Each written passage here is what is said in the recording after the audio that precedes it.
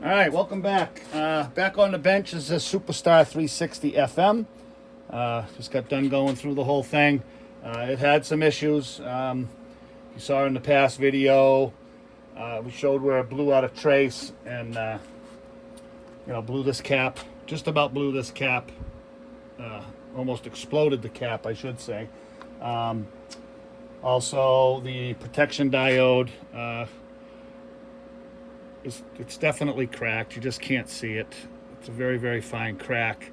Well, I just chipped a piece off it right there with my fingernail. So, problem with that, blew the trace out going to that diode. So I don't think the diode completely gave out the way it's supposed to. So it ended up blowing the trace going to this capacitor. Okay.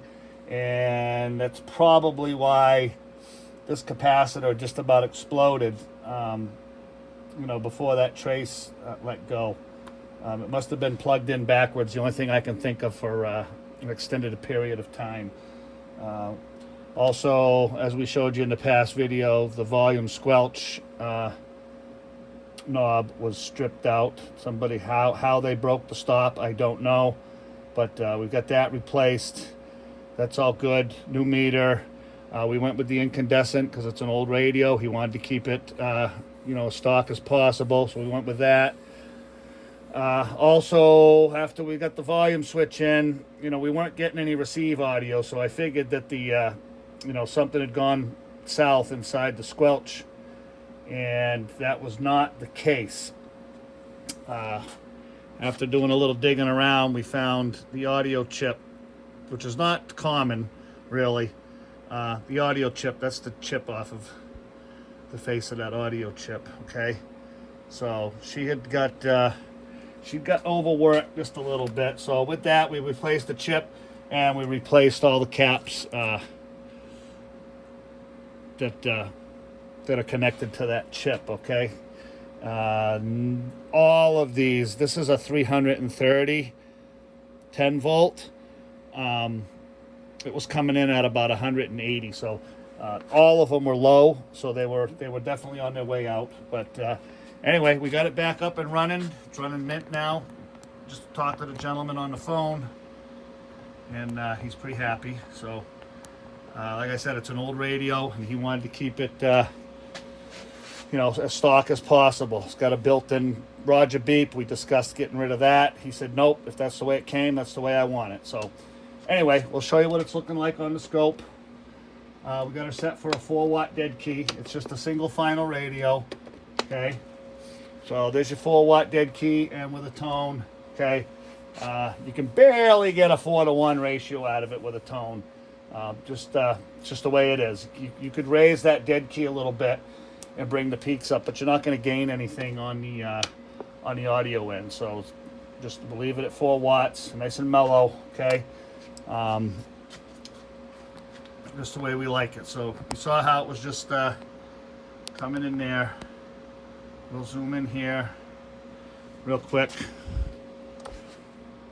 Okay, show you the 4-watt dead key. There's 4 watts. It's a 10-watt slug on the left, and get you over here. 4-watt dead key. Hello, breaker. Audio check 1 2 1 2. So right about 19 watts. Okay, so that's pretty decent for a single final radio. You don't want to go much more than that. Okay, so anyway, nice radio, cleaned up, nice thing. Looks brand new. Other than the cases are a little dirty, but the faceplate cleaned up very, very nice. No wear marks, no scratches, no gouges in it, nothing like that. So.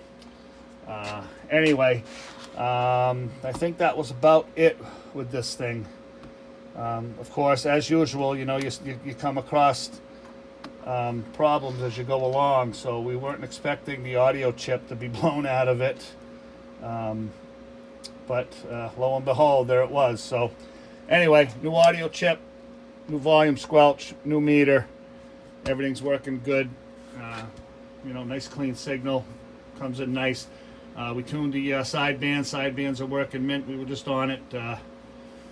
listening, trying to make some contacts, but we couldn't make any contacts. But it is right on frequency on sideband, so he'll have you know, a little bit more fun with that instead of just running the AM. And I think that's about it.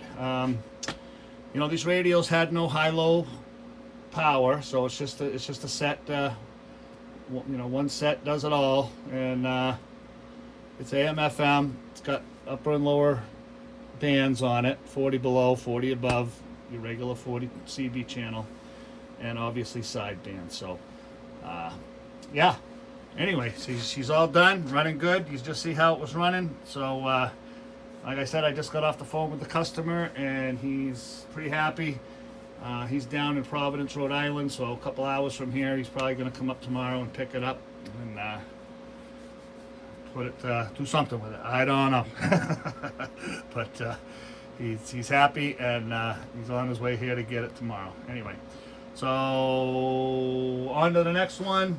We're gonna tidy up that striker that we did video on a little while ago, earlier today, and get that rocking and rolling, and yeah, carry on. We've got not a bunch. I'm not going to tell you we've got 98 boxes sitting on the floor like some people tell you.